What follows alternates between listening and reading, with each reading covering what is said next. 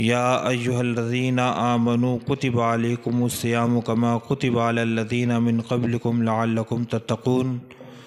صدق اللہ مولانا العظیم وبلغنا رسولہ النبی الامین المتین المبین الکریم ونحن علی ذلک لمن الشاہدین والشاکرین والحمد للہ رب العالمین۔ اے اشرف زمانہ زمانہ مدد نما، اے اشرف زمانہ زمانہ مدد نما، درہائے بستراز کلید کرم کشا، سرورہ شاہ کریمہ دستگیرہ اشرفہ حرمت روح پیمبر، یک نظر کن سوئے ماں، یک نظر کن سوئے ماں۔ قادریم نعرہ غوث اعظم می زنم، قادریم نعرہ غوث اعظم می زنم، تمت شاہ امام احمد رضا خان قطب عالم می زنم۔ بگرداب بلا افتادہ کشتی، ضعیفانو شکشتارا تو پشتی، بحق خواجہ عثمان ہارونی مدد کن یا معین الدین چشتی۔ معزز سامعین کرام، رمضان المقدس کا مقدس مہینہ ہے اور وقت میں بھی اتنی گنجائش نہیں کہ بہت کچھ باتیں کی جائے، مختصر سا وقت ہے، اسی مختصر وقت میں حاضر ہوا، بغیر کسی تمہید کے کچھ دیر آپ لوگوں کے درمیان حاضر ہوا۔ آئیے سب سے پہلے گنبد خضرا میں آرام فرمانے والے آقا، ہم غریبوں کے غمگسار بے سہاروں کے سہارا جناب احمد مجتبیٰ محمد مصطفیٰ صلی اللہ تعالیٰ علیہ وسلم کی بارگاہ بے کسبنا میں ہدیہ دوشی پیش کرتے بڑے باواز بلند اللہم صلی علی سیدنا و مولانا محمد مبارک وسلم، صلاۃ و سلام علیک یا رسول اللہ صلی اللہ تعالیٰ علیہ وسلم۔ معزز سامعین کرام، میں نے خطبہ مسنونہ کے بعد قرآن مقدس کی آیت کریمہ تلاوت کی۔ اللہ رب العزت ارشاد فرماتا ہے، یا ایہا الذین آمنوا کتب علیکم الصیام کما کتب علی الذین من قبلکم لعلکم تتقون۔ اے ایمان والو، تم پر روزے فرض کیے گئے جیسے تم سے پہلے والوں پر روزے فرض کیے گئے۔ اور اللہ رب العزت نے وجہ بھی ہمیں بتائی کہ تم پر روزے فرض کرنے کا مقصد ہمارا کیا تھا، تاکہ تم متقی اور پرہیزگار بن جاؤ۔ اللہ کا شکر ہے کہ رب تبارک و تعالیٰ نے ہمارے ایمان کی پہچان قرآن مقدس سے دی ہے اور ہمیں ایمان والا کہہ کے مخاطب فرمایا، یا ایہا الذین آمنوا، اے ایمان والو، تم پر روزے فرض کیے گئے جیسے تم سے پہلے والوں پر روزے فرض کیے گئے، تاکہ تم متقی اور پرہیزگار بن جاؤ۔ اللہ رب العزت نے وہ بہانے بھی ہمارے ختم کیے کہ کوئی بندہ یہ نہ سمجھے کہ صرف روزے ہم پر ہی فرض کیے گئے، ہم سے پہلے کسی پر نہیں تھے، یا یہ عبادت صرف ہمارے لیے رکھی گئی، کسی اور کے لیے نہیں، بلکہ اللہ تبارک و تعالیٰ نے فرما دیا تم سے پہلے بھی لوگوں پر روزے فرض تھے، لیکن تمہارے اور ان کے روزوں میں فرق صرف اتنا تھا کہ ان کے روزوں میں اور ان کے احکام میں فرق تھا۔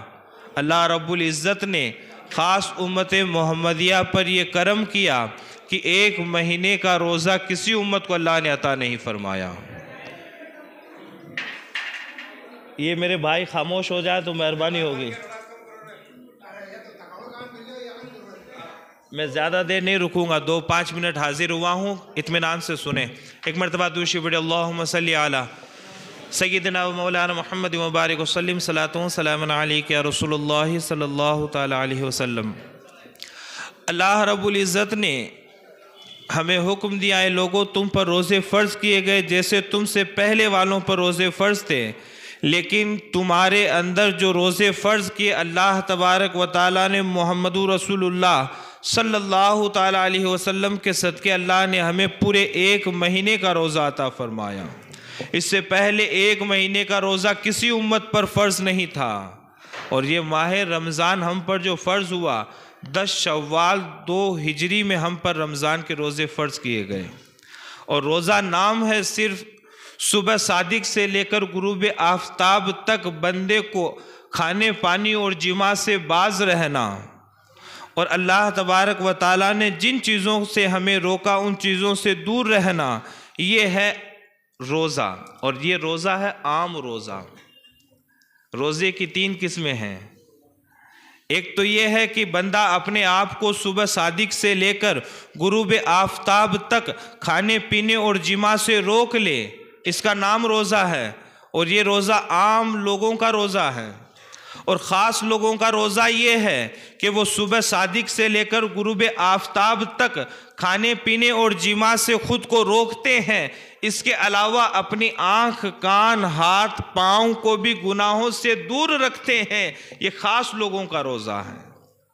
اور ایک خاص الخاص لوگ، یعنی خاص میں سے بھی خاص لوگوں کا روزہ یہ ہے کہ وہ خود کو صبح صادق سے لے کر غروب آفتاب تک کھانے پینے اور جماع سے تو روکتے ہی ہیں، اس کے علاوہ اللہ تبارک و تعالیٰ کے سوا کسی چیز میں دل نہیں لگاتے۔ ان کا مقصد صرف اللہ کی رضا حاصل کرنا ہے۔ المختصر یوں کہے کہ خاص لوگوں کا روزہ یہ ہے کہ وہ صبح سے لے کر شام تک صرف اللہ کی عبادت میں خود کو لگا کر رکھتے ہیں، اور یہی ان کا اصل روزہ ہوا کرتا ہے۔ امام الانبیاء علیہ السلام نے ارشاد فرمایا کہ روزہ ایسی بابرکت چیز ہے، ایسی عبادت ہے کہ اگر میری امت کو اس کی اہمیت کا پتہ چلتا تو میری امت تمنا کرتی کہ یا اللہ پورے سال روزے عطا فرما۔ روزے کی برکتیں کیا ہے؟ امام الانبیاء علیہ السلام نے ارشاد فرمایا کہ جب ماہ رمضان کا چاند طلوع ہوتا ہے، آسمانی دنیا پر آتا ہے، تو اللہ تبارک و تعالی آسمانی دنیا پر نزول فرماتا ہے جیسے اس کی شان کے لائق ہے، اور اللہ کا منادی ندا کرتا ہے کہ ہے کوئی بخشش طلب کرنے والا جسے بخش دیا جائے، ہے کوئی بیمار جس کی بیماری سے شفا دی جائے، ہے کوئی پریشان حال جس کی پریشانی کو دور کیا جائے۔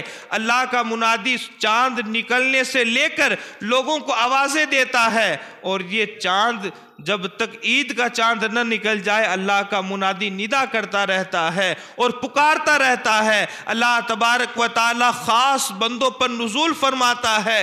امام الانبیاء علیہ السلام نے ارشاد فرمایا کہ جس پر اللہ تبارک و تعالی اپنی نظر کرم عطا فرما دے، یعنی جس پر اللہ نظر ڈال دے، پھر اسے کبھی جہنم میں داخل نہیں کیا جائے گا، پھر اسے کبھی جہنم میں نہیں ڈالا جائے گا۔ جس پر اللہ نظر فرما دے پھر اسے جہنم میں نہیں ڈالا جائے گا۔ اور روزے کی برکتیں ایسی ہے کہ بندہ مومن جب روزہ رکھتا ہے، اور اس ماہ مبارک کا کیا کہنا کہ اللہ تبارک و تعالی ہر روز 10 لاکھ جہنمیوں کو جہنم سے آزاد فرماتا ہے۔ اور یہ ہمارے اور آپ جیسے جہنمی نہیں، ایسے جہنمی جن پر جہنم کی مہر لگ گئی، جن پر جہنم واجب ہو گئی، ایسے 10 لاکھ لوگوں کو اللہ تبارک و تعالی روز 10 لاکھ جہنمیوں کو جہنم سے آزاد فرماتا ہے۔ اور یہ 300 دن جو ہے جہنمیوں کو جہنم سے آزادی ملتی ہے، اور پھر آخری دن جس دن عید کا چاند نظر آتا ہے تو اب تک جتنے جہنمی جہنم سے آزاد ہوئے ان سب کو ملا کر اتنی تعداد کے برابر اللہ تبارک و تعالی عید کے چاند کے دن اللہ تمام جہنمیوں کو جہنم سے آزاد فرماتا ہے۔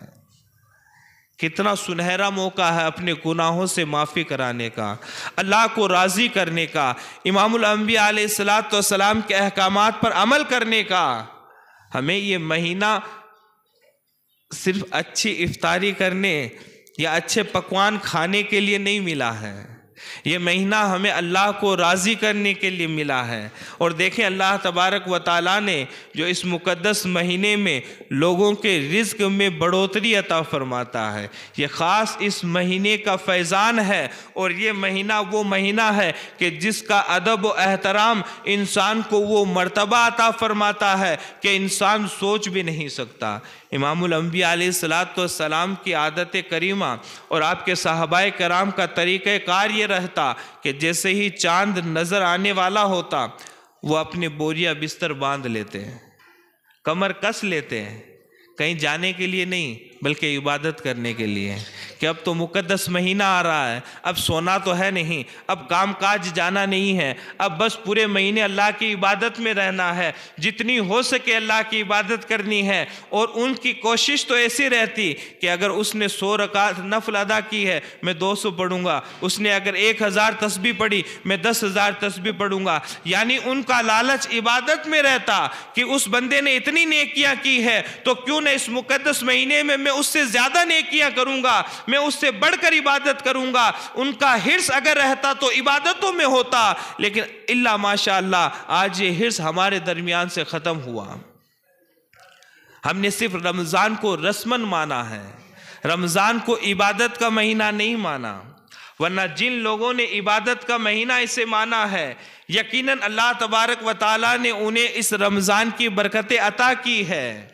ہمیں یہ مقدس مہینہ ملا ہے، جس طریقے سے اللہ تبارک و تعالیٰ نے ہمیں پیدا کیا تو ہماری پیدائش کی وجہ بتائی، وَمَا خَلَقْتُ الْجِنَّ وَالْإِنسَ إِلَّا لِيَعْبُدُونَ، اے انسان ہم نے بے شک انسان اور جنات کو اپنی عبادت کے لیے پیدا کیا۔ تو اللہ نے جب روزہ ہم پر فرض کیا تو لوگوں کو یہ سبق دیا اور مقصد بتایا، اے لوگوں یہ مت سمجھنا کہ تمہارے رب کے خزانے میں کمی آ گئی تو تمہیں بھوکا رکھنے کے لیے 1 مہینہ دے دیا ہے، یا تمہارے رب کے خزانے میں کسی چیز کی کمی آئی تو اللہ نے تم پر روزے فرض کر دیے۔ ایسے گمان میں مت رہنا، وہ رب العالمین جو مالک کے کل جہاں ہے وہ رب اپنوں کو بھی دیتا ہے، وہ پرائے کو بھی دیتا ہے، وہ اسے بھی دیتا ہے جو اسے خدا نہیں مانتا۔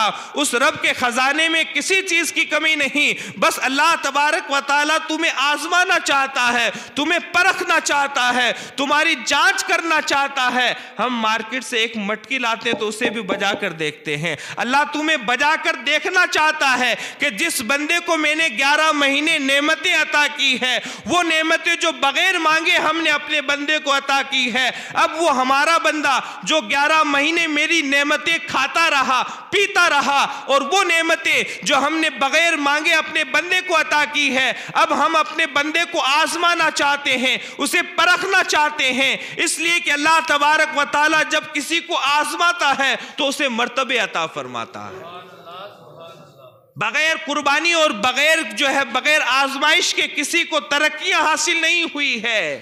جس کے ساتھ جتنی زیادہ آزمائشیں اور مشکلات کی منزلیں جس نے جتنی زیادہ پار کی ہے، اللہ نے اتنا زیادہ اسے مرتبہ عطا فرمایا ہے۔ تو اللہ تبارک و تعالیٰ اس مقدس مہینے میں اپنے بندے کو جانچتا ہے، پرکھتا ہے اور پہچان کرنا چاہتا ہے کہ کون بندہ میرے ساتھ وفا کرتا ہے۔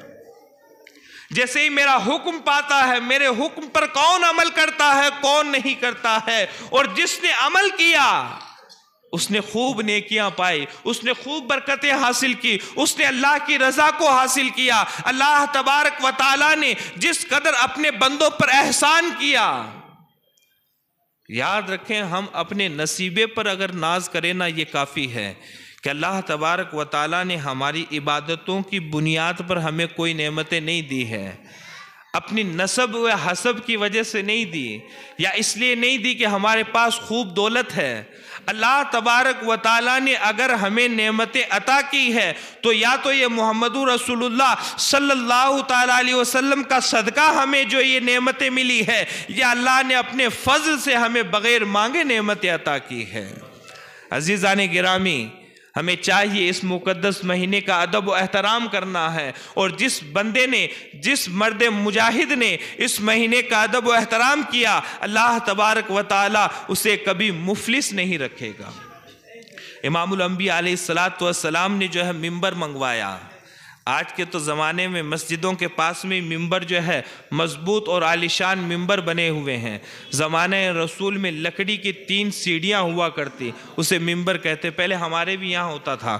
امام الانبیاء علیہ السلام نے امام الانبیاء علیہ السلام نے ممبر منگوایا اور تمام لوگوں کو جمع کیا۔ جمع کرنے کے بعد میں آپ تشریف فرما ہوئے، جیسے ہی ممبر کی پہلی سیڑھی پر قدم رکھا آپ نے ارشاد فرمایا آمین، دوسری سیڑھی پر قدم رکھا آپ نے ارشاد فرمایا آمین، تیسری سیڑھی پر قدم رکھا آپ نے ارشاد فرمایا آمین۔ صحابہ کرام نے جب یہ طریقہ کار اور یہ منظر دیکھا تو عرض گزار ہوئے یا رسول اللہ صلی اللہ تعالیٰ علیہ وسلم آج سے پہلے کبھی یہ منظر نہیں دیکھا، آخر کیا ماجرا ہے، کس وجہ سے آپ نے آمین کہا؟ نہ تو کوئی دعا کرنے والا نظر آتا ہے نہ دعا دینے والا نظر آتا ہے، پھر آپ کے زبان مبارک سے یہ آمین نکلنے کی وجہ کیا ہے؟ امام الانبیاء علیہ السلام نے ارشاد فرمایا، اے میرے صحابہ، جب میں ممبر پہ چڑھ رہا تھا جبریل امی حاضر ہوئے اور عرض گزار ہوئے یا رسول اللہ صلی اللہ تعالیٰ علیہ وسلم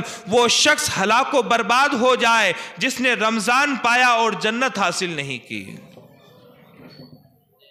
یہ جبریل نے دعا کی، کسی نے دیکھا نہیں، لیکن جبریل امین نے دعا کی، یا اللہ جو رمضان کو پائے اور جنت حاصل نہ کرے وہ ہلاک و برباد ہو جائے۔